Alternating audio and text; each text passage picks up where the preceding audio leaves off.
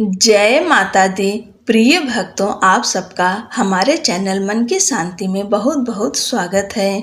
आज पापानकुशा एकादशी का व्रत है और तारीख है 3 अक्टूबर, दिन शुक्रवार का है। आज के दिन पापानकुशा एकादशी व्रत कथा अवश्य सुननी चाहिए। हिंदू धर्म में एकादशी का बहुत अधिक महत्व होता है। आश्विन माह के शुक्ल पक्ष में पड़ने वाली एकादशी को पापानकुशा एकादशी के नाम से जाना जाता है। धार्मिक मान्यताओं के अनुसार एकादशी व्रत रखने से भगवान विष्णु की विशेष कृपा प्राप्त होती है और मृत्यु के पश्चात मोक्ष की प्राप्ति होती है। एकादशी के दिन व्रती को एकादशी व्रत कथा का पाठ अवश्य सुनना चाहिए या फिर पढ़ना चाहिए। ऐसा माना जाता है कि व्रत कथा का पाठ करने से भगवान विष्णु की कृपा से सभी मनोकामनाएं पूरी हो जाती है और मृत्यु के पश्चात मोक्ष की प्राप्ति होती है और समस्त पापों से मुक्ति मिलती है। आप सब भगवान विष्णु लक्ष्मी नारायण का ध्यान करते हुए कथा को सुनिए। पौराणिक कथा के अनुसार एक बार युधिष्ठिर ने श्री कृष्ण से पूछा कि आश्विन शुक्ल पक्ष की एकादशी का महत्व क्या है, इस अवसर पर किसकी पूजा होती है एवं इस व्रत का क्या लाभ है। युधिष्ठिर की मधुर वाणी को सुनकर गुणातीत भगवान श्री कृष्ण ने कहा, हे कुंती नंदन, आश्विन माह के शुक्ल पक्ष की एकादशी का नाम पापानकुशा है। इसका व्रत करने से सभी पाप नष्ट हो जाते हैं तथा व्रत करने वाला अच्छे पुण्य का भागी होता है। इस एकादशी के दिन इच्छित फल की प्राप्ति के लिए भगवान विष्णु का पूजन करना चाहिए।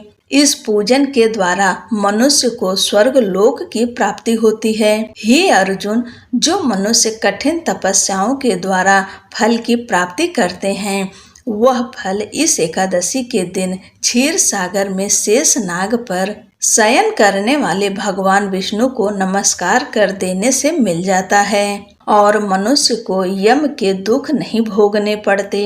हे पार्थ, जो विष्णु भक्त शिव जी की निंदा करते हैं अथवा जो शिव भक्त विष्णु भगवान की निंदा करते हैं, वे नरक को जाते हैं। 1000 अश्वमेघ और 100 राजसूय यज्ञ का फल इस एकादशी के फल से 16वें भाग के बराबर भी नहीं होता। अर्थात इस एकादशी व्रत के समान संसार में अन्य कोई व्रत नहीं है। इस एकादशी के समान विश्व में पवित्र तिथि नहीं है। जो मनुष्य एकादशी व्रत नहीं करते हैं, वे सदा पापों से घिरे रहते हैं। जो मनुष्य किसी कारणवश केवल इस एकादशी का भी उपवास करता है, तो उसे यम के दर्शन नहीं होते। इस एकादशी के व्रत को करने से मनुष्य को निरोगी काया तथा सुंदर नारी और धन धान्य की प्राप्ति होती है और अंत में वह स्वर्ग को जाता है। जो मनुष्य इस एकादशी के व्रत में रात्रि जागरण करते हैं, उन्हें सहज ही स्वर्ग की प्राप्ति होती है।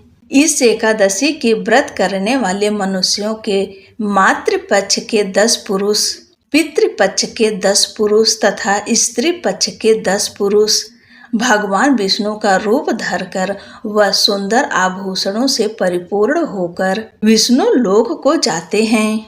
जो मनुष्य आश्विन माह के शुक्ल पक्ष की पापानकुशा एकादशी का विधान पूर्वक उपवास करते हैं, उन्हें विष्णु लोक की प्राप्ति होती है।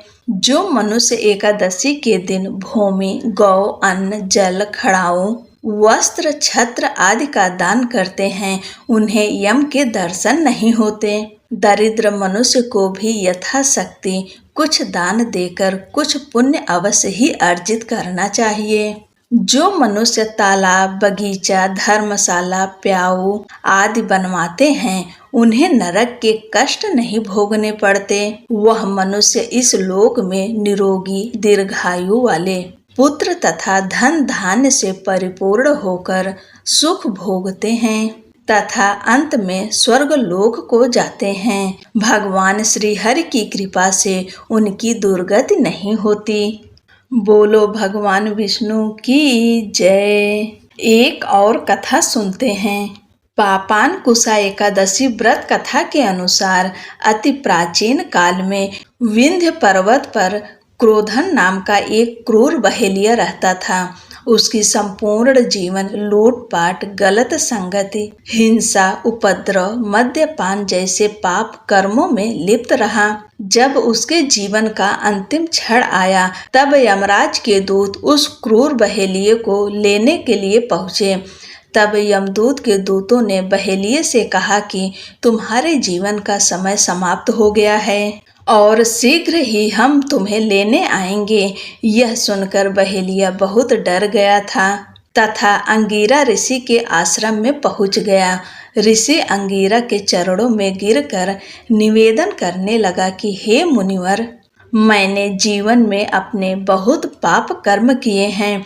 कृपया कोई मुझे ऐसा विधि विधान, उपाय, व्रत, पूजा पाठ बताएं जिससे मेरे जीवन के सभी पाप कर्म समाप्त हो जाएं, अथवा भगवान विष्णु का आशीर्वाद प्राप्त हो, अर्थात मोक्ष की प्राप्ति हो जाए।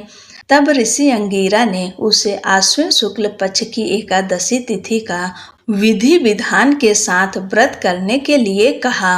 इस व्रत को पूर्ण विधि विधान के साथ बहेलिया द्वारा किया गया, जिसके परिणाम स्वरूप उसके सभी प्रकार के पाप कर्म का फल समाप्त हो गए तथा उसे श्री हरि विष्णु का परम आशीर्वाद प्राप्त हुआ। तब से ही पापानकुशा एकादशी का व्रत किया जाने लगा। जो लोग भी अपने पापों से मुक्ति पाना चाहते हों, उन्हें इस व्रत को अवश्य करना चाहिए। बोलो भगवान विष्णु की जय, लक्ष्मी नारायण की जय।